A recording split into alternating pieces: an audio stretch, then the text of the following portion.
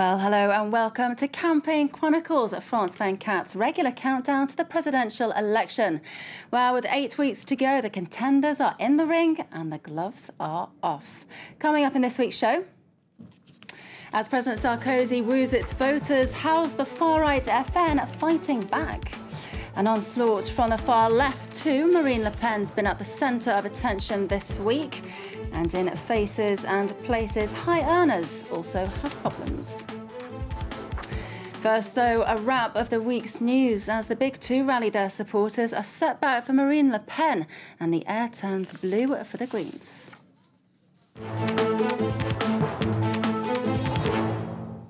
Little known and little missed, Frédéric Nihus is the latest presidential candidate to hang up his gun. Running on the hunting, fishing, nature and tradition ticket, his poll figures were stuck at under 1%, even less than his catch in 2007. He's now thrown his support behind Nicolas Sarkozy. Continuing his media blitzkrieg, Nicolas Sarkozy outlined more of his programme. And as well as helping low earners, the president apologised for his celebrations 5 years ago in a glitzy restaurant. If I had to do it again, I wouldn't go back to that restaurant because it turned into a sideshow.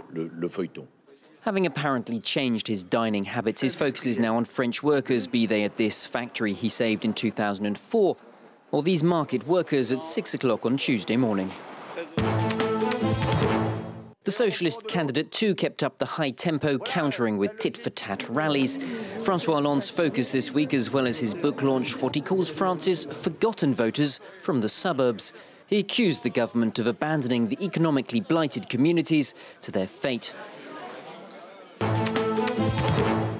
A friend in need is a friend indeed. Marine Le Pen's demand for special treatment was thrown out by the Supreme Court, but she's got Brigitte Bardot on her side in her battle to qualify for the first round. The former film star writing this letter to help her get the backing of the 500 local dignitaries required. And all is not rosy for the Greens. Two candidates are fighting for the environmentalists' vote. When centrist Corinne Lepage accused her better-known rival Eva Joly of misleading the cause, the answer was unequivocal.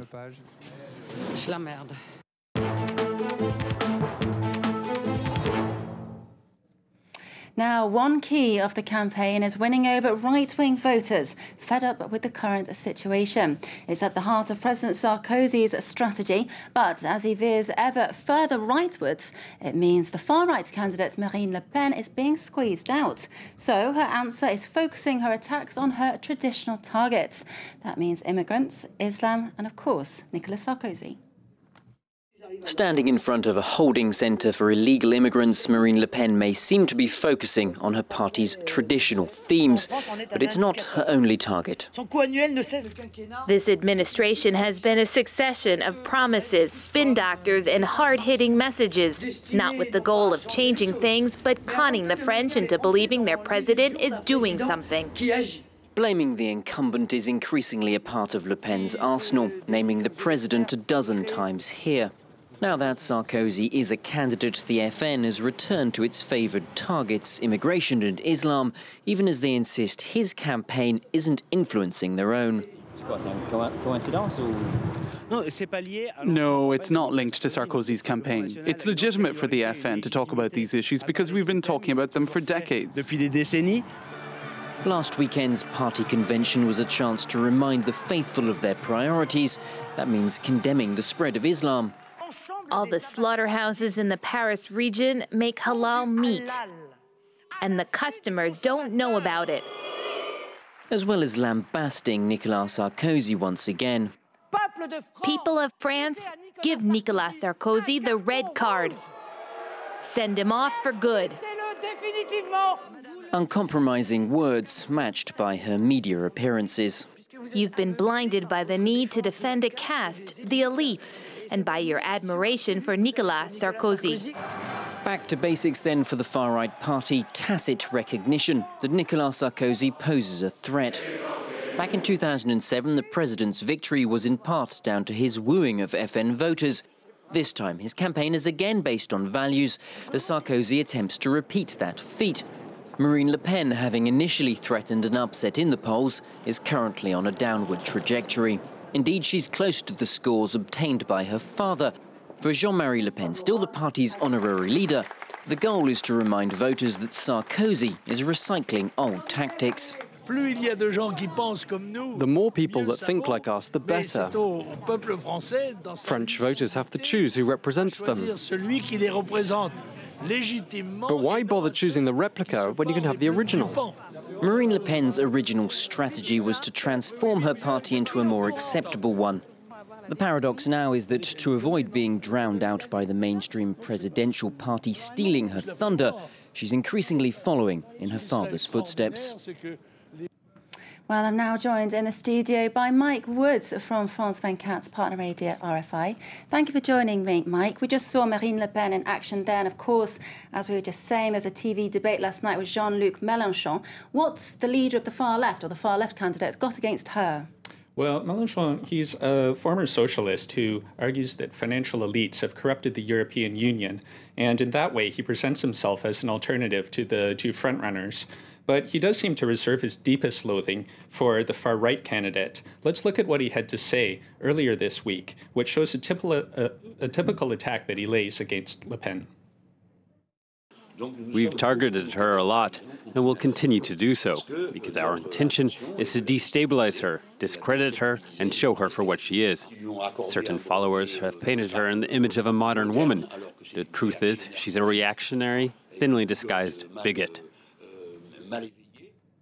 So there we see Mélenchon's argument that the National Front's real adversaries are foreigners and not the elites of the financial world. So he's challenging the image that Le Pen's trying to convey as being the real voice of the working classes. And so how are these tensions playing out in the campaign? Well, we saw this on Thursday when both candidates appeared in a televised debate. As we see, Le Pen refuses point blank to respond to Mélenchon's questions. It goes that Mélenchon accuses Le Pen of being afraid of him. In turn, Le Pen says Mélenchon's not worth debating. She demands to engage with Sarkozy and Hollande, who she considers to be of the same presidential stature as herself. So what's behind this reluctance to engage then? Well, both campaign to working class voters, and both position themselves as outsiders to the political establishment.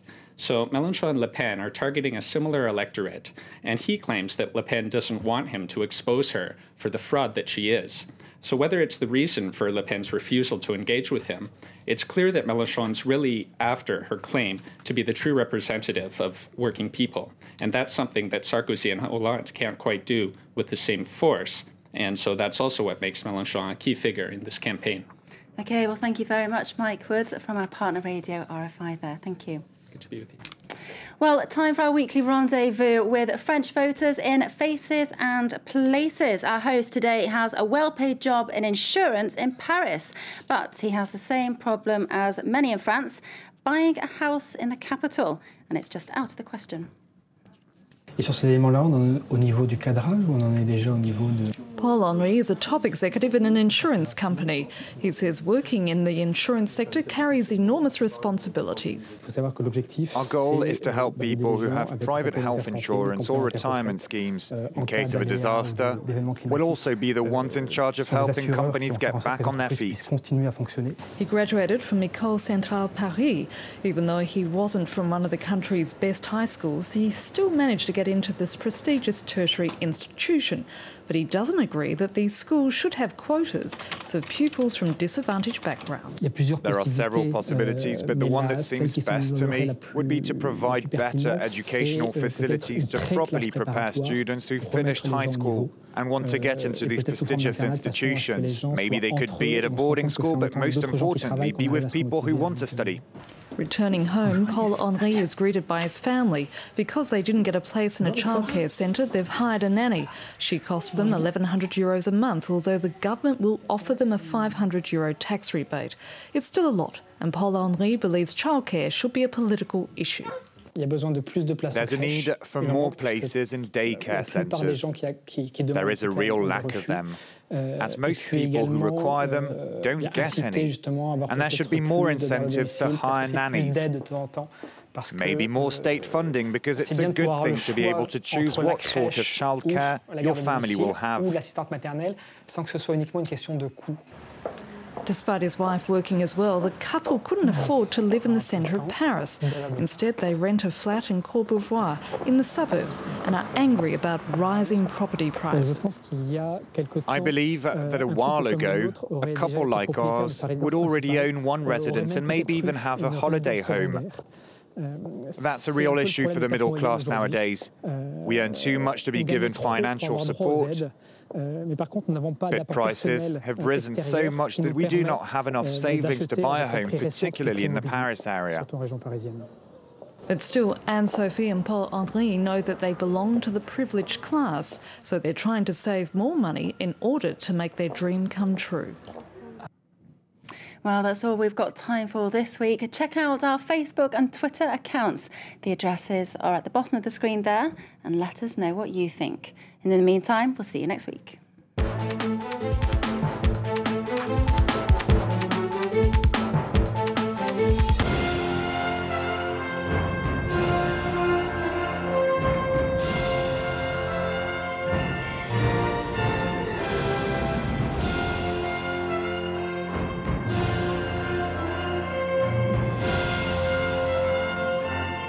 Four candidates. Only one nominee. Follow the 2012 US primaries live on France 24.